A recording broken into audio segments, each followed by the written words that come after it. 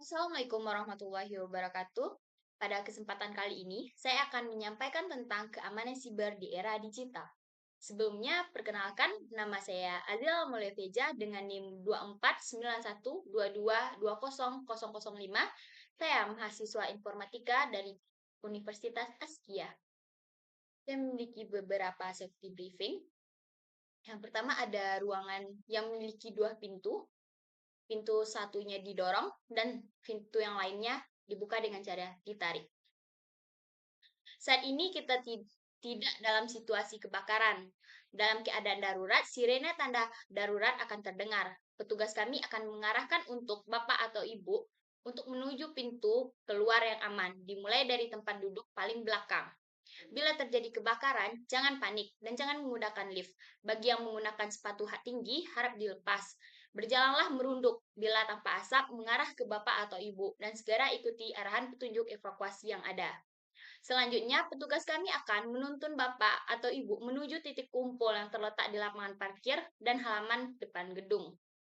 Apabila terjadi gempa, dalam keadaan darurat, Bapak, Ibu, dan rekan-rekan mohon mencari tempat berlindung yang aman di bawah meja atau kursi. Selanjutnya, mengikuti prosedur seperti di atas. Baiklah, masuk saja kepada topik pembahasan kita, yaitu yang pertama ada keamanan siber, masalah dari siber, tentang penanganan masalah keamanan siber, solusi penanganan masalah keamanan siber, dan dampak dari pengamanan siber. Sebelumnya, mari kita mengenal apa itu keamanan siber di era digital. Di era digital saat ini, keamanan siber telah menjadi masalah yang lebih mendesak. Pada tahun-tahun terakhir, jumlah dan kompleksitas serangan siber yang menargetkan sistem komputer dan data global meningkat. Ada berbagai jenis serangan seperti pelanggaran, serangan virus, serangan data, peretasan, dan serangan DDoS yang telah menyebabkan kehilangan uang, mengganggu reputasi, dan mengganggu operasi bisnis. Fenomena ini menciptakan tantangan yang signifikan untuk publik, organisasi, dan pemerintah yang terkait dengan keamanan data dan integritas informasi.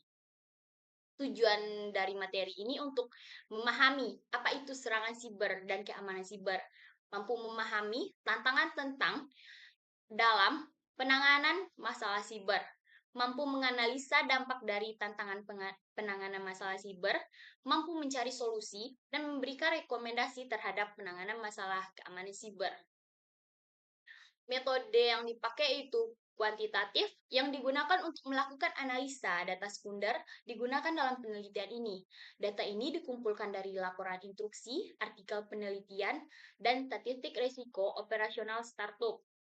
Sumber data tersebut meliputi laporan dari lembaga riset, publikasi akademis, dan data yang tersedia secara publik dari organisasi terkait.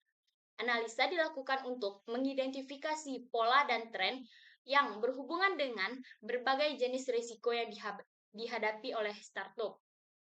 Hasil dari penelitian saya, serangan siber semakin kompleks dan dapat menyebabkan kerusakan serius pada sistem, kehilangan data, serangan, serta gangguan layanan. Indonesia menghadapi berbagai tantangan dalam keamanan siber, terutama di era revolusi instruksi. Ancaman ini mencakup serangan malware, phishing, dan ransomware yang semakin meningkat. Banyak masyarakat dan organisasi yang belum siap menanggapi serangan siber yang semakin canggih.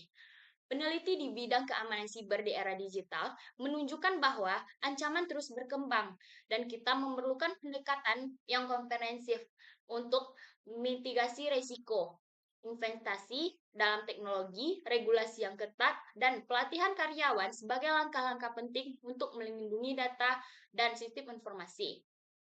Contoh kasus-kasus besar yang pernah terjadi di Indonesia, yang pertama ada kasus kebocoran data BPJS Kesehatan pada 2021, kasus kebocoran data EKTP pada 2018, kasus kebocoran data nasabah BRI Life pada tahun 2021, dan masih banyak lagi kasus-kasus peretasan.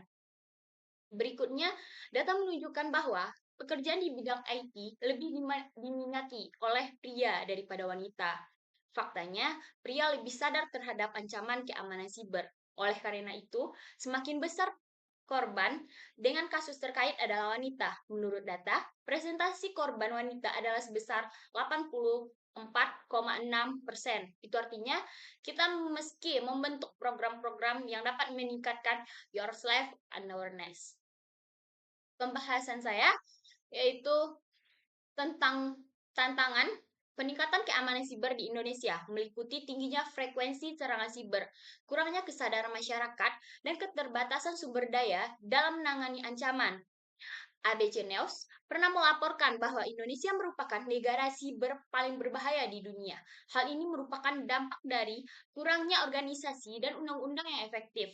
Kerjasama antara pemerintah, sektor swasta, dan masyarakat diperlukan untuk menciptakan kerangka kerja yang lebih baik dalam keamanan siber.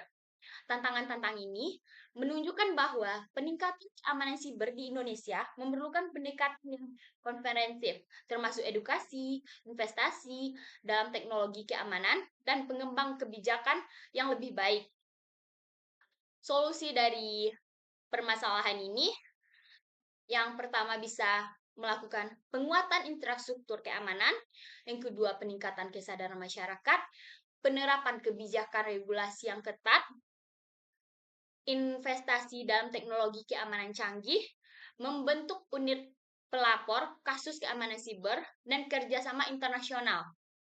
Dampak dari keamanan siber tersebut sangat luas dan dapat mempengaruhi individu, organisasi, dan masyarakat secara keseluruhan. Serangan siber dapat menyebabkan kerugian finansial, pencurian data, gangguan operasional, serta kerusakan reputasi yang berkepanjangan. Selain itu, dampak keamanan siber juga dapat mencakup aspek hukum dan sosial yang signifikan. Berikut ada beberapa dampak utama dari keamanan siber, yaitu kerugian finansial, pencurian data, kerusakan reputasi, dan gangguan operasional. Keamanan siber memiliki dampak yang sangat luas dan kompleks di era digital. Oleh karena itu, penting bagi individu dan organisasi untuk memahami risiko yang ada dan menerapkan langkah-langkah pencegahan yang tepat untuk melindungi diri mereka dari ancaman siber. Keamanan siber yang buruk juga dapat menyebabkan ketidakpercayaan masyarakat terhadap teknologi dan layanan digital.